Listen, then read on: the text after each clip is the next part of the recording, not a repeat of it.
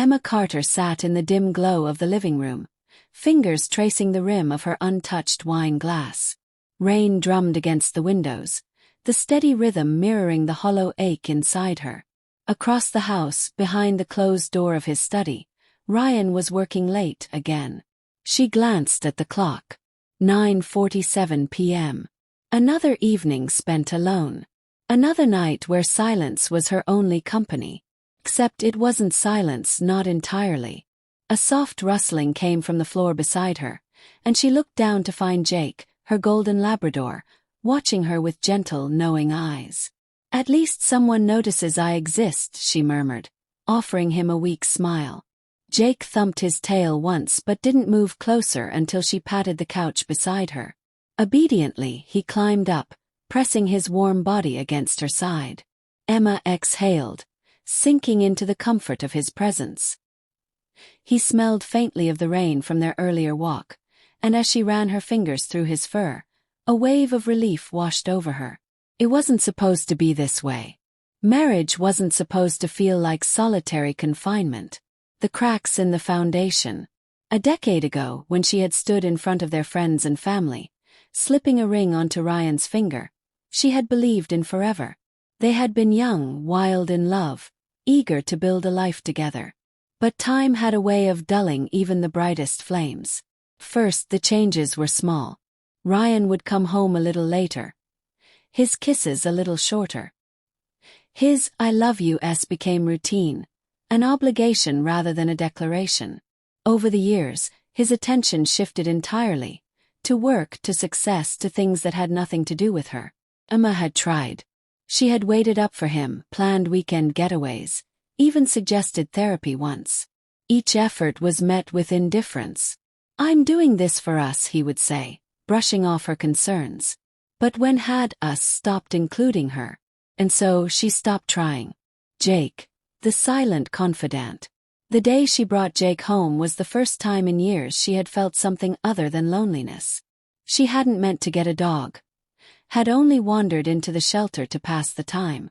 But then she had seen him, a golden bundle of energy with eyes that met hers and seemed to say, "I see you." Ryan hadn't been thrilled. "We don't need a dog," he had said, barely looking up from his laptop. But Emma had needed Jake.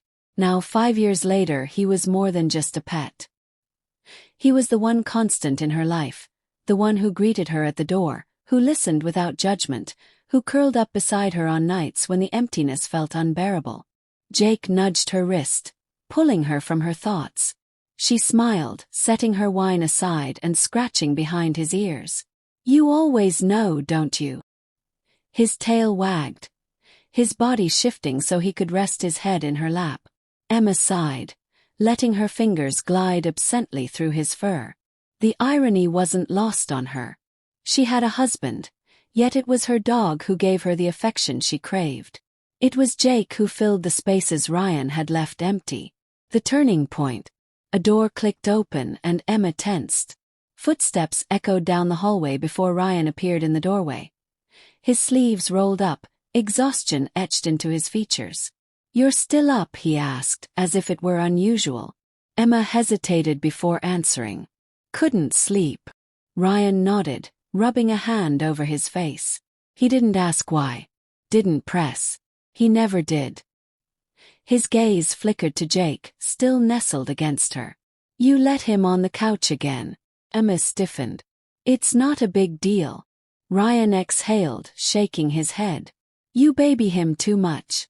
A flicker of irritation sparked inside her, but she smothered it down. What was the point? They had had this argument before.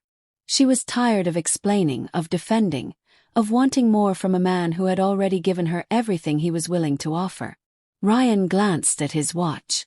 "I have an early meeting tomorrow. I'm heading to bed." That was it. No goodnight kiss, no lingering touch. Just a casual dismissal, as if they were nothing more than two people sharing the same space. Emma swallowed the lump in her throat. "Okay." Ryan disappeared down the hall, leaving behind the faint scent of his cologne and the crushing weight of everything unsaid. Emma sat in the silence he left behind, her heart heavy, her mind whirling. She had spent 10 years waiting for Ryan to come back to her, to love her the way he once had. But tonight, as Jake shifted beside her, his warmth seeping into her skin, a dangerous thought took root. She curled deeper into the couch, pressing her cheek against Jake's fur. His steady breathing, the rhythmic rise and fall of his chest, lulled her into something that felt suspiciously like peace. For the first time in years, she didn't feel alone. And for the first time, she didn't feel guilty about it. Emma woke to the warmth of Jake curled against her legs. The morning light filtered through the curtains, casting a soft glow over the living room. She blinked, momentarily disoriented. She had fallen asleep on the couch again. For a moment, she allowed herself to stay there, listening to the slow, steady rhythm of Jake's breathing. It was comforting in a way that Ryan's presence hadn't been in years. She reached down, running her fingers through Jake's fur. He stirred but didn't move away, pressing closer instead. A quiet sigh escaped her lips. She wasn't sure when she had started needing this unspoken companionship, this unwavering loyalty that expected nothing in return. But she did. A morning of avoidance. A sharp clatter from the kitchen broke the stillness. Emma sat up, pushing tangled hair from her face. Ryan. She hesitated before standing. Lately, mornings had been a delicate dance of avoidance. Brief exchanges of words, the occasional nod, but little else. They had become ghosts to each other, moving through the same house without truly inhabiting it together. When she entered the kitchen, Ryan was already dressed for work, buttoning his cufflinks. His briefcase sat by the door. The air smelled of coffee, but there was no extra mug waiting for her. He had stopped making one for her months ago. "Morning," she said, her voice quieter than intended. Ryan barely glanced up. "Morning." She pulled open the fridge, pretending to search for something, anything to keep her hands busy. How had they gotten here? There was a time when mornings meant slow kisses, whispered promises, the kind of ease that only came with deep intimacy. Now, they were little more than strangers sharing the same air. Ryan finally looked up, eyes flickering to the living room. "You slept out there again." Emma tensed. "I must have dozed off." His jaw tightened slightly, as if he wanted to say something but thought better of it. "Right." He reached for his briefcase, already halfway out the door. "I'll be late tonight." Course he would. Emma forced a nod. "Okay." The door closed behind him with quiet finality, leaving behind the unshaken stillness of a house that no longer felt like home. Confession unfolding. Later that afternoon, Emma met Olivia at their usual cafe, a small, cozy spot with faded brick walls and soft jazz playing in the background. Olivia was already waiting, stirring her coffee absent-mindedly. She looked up as Emma slid into the seat across from her. "You look tired." Emma offered a weak smile. "Rough night." Olivia raised a brow. "Ryan." Emma hesitated before nodding.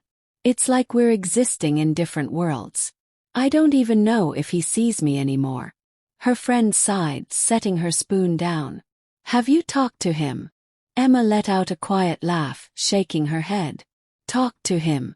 Olivia, I could stand in front of him screaming, and I still don't think he'd hear me." A silence settled between them. Olivia studied her for a long moment, then tilted her head. "You don't seem broken up about it." Emma opened her mouth to protest, but no words came. She wasn't broken up about it. She was relieved. And that realization sent a ripple of guilt through her. Before she could think too hard about it, she sighed.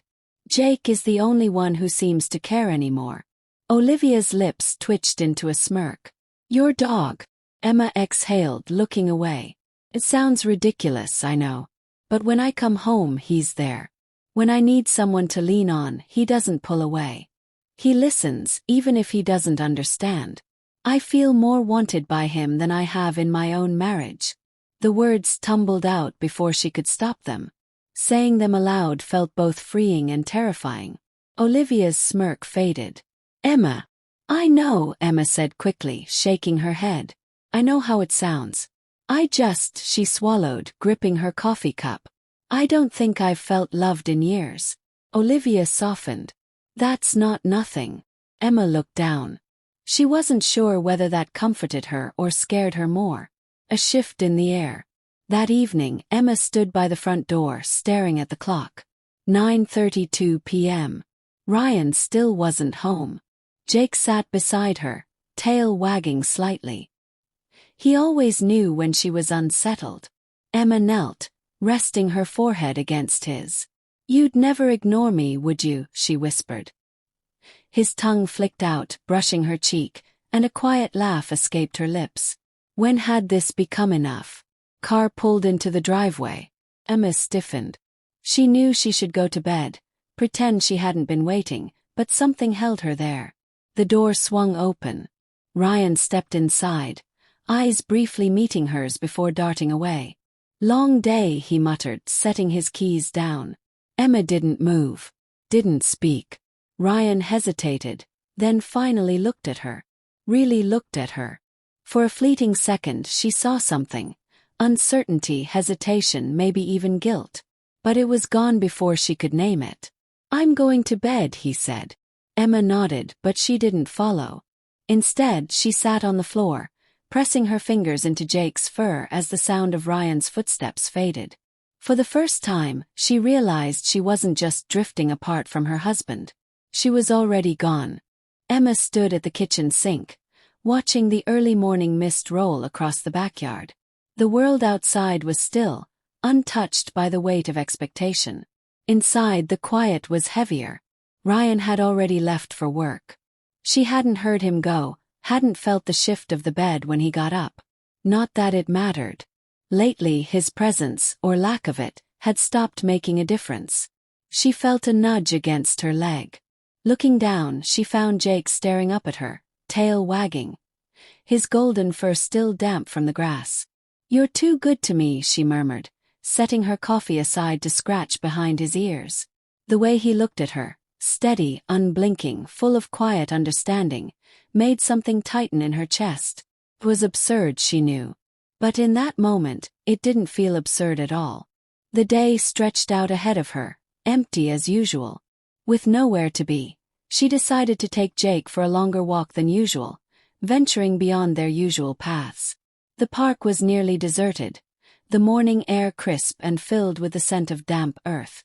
Jake trotted beside her, ears perked, tail swaying lazily. Then a voice cut through the quiet. "Beautiful dog." Emma turned. A man stood a few feet away, holding the leash of a black Labrador. He was tall, early 40s maybe, with sharp but kind eyes. She offered a polite smile. "Thanks. He's my best boy." The man chuckled, glancing down at his own dog. "This is Cooper. He keeps me sane." Something about the way he said it made her pause. There was understanding in his voice, an unspoken recognition. "I'm Mark," he added. "Mark Bennett." "Emma." His gaze flicked back to Jake. "He's got a great bond with you. I train dogs, so I notice these things." Emma raised an eyebrow. "Oh, you think we're doing okay?" Mark smiled. "More than okay. He adores you." The words struck deeper than they should have. Adores. She couldn't remember the last time someone had looked at her with anything close to adoration. Conversation that lingers. They walked together for a while, their conversation easy, unforced. Mark spoke about training, about the connection people had with their animals. "Dogs understand us better than we give them credit for," he said at one point. "They read body language, emotion. They know when we need them, even before we do." Emma glanced at Jake, who was walking in perfect rhythm beside her. "Yeah," she murmured. "I think you're right." Mark studied her for a moment, then said, "Sounds like he's more than just a pet to you." Emma hesitated, the weight of the truth pressing against her ribs. "He's my constant," she admitted softly. Mark didn't pry, didn't push. He just nodded as if he understood. They reached the end of the trail, and Mark checked his watch. "I should get going, but if you ever need training tips, let me know." He pulled a card from his pocket and handed it to her. She took it, her fingers brushing his for the briefest second. "Thanks," she said, feeling the warmth of his touch even after it was gone. A shift she can't ignore. That evening, Emma sat on the living room floor, absently running her fingers through Jake's fur. Her mind wasn't on the television playing in the background or even on Ryan, who had once again locked himself away in his study. Her thoughts kept circling back to the conversation at the park. Sounds like he's more than just a pet to you. The words unsettled her. Not because they were untrue, but because she had never admitted them to anyone before. Not even to herself. She looked down at Jake, his head resting on her lap. You knew before I did, didn't you? He exhaled softly, a sound that felt suspiciously like agreement. A faint creak of the stairs made her stiffen. She turned to see Ryan standing in the doorway, watching her. For a split second she thought he might say something. That maybe he had noticed the way she had been drifting, the way she had already begun to slip through his fingers. But then he simply sighed. I'm going to bed. Emma nodded. Okay.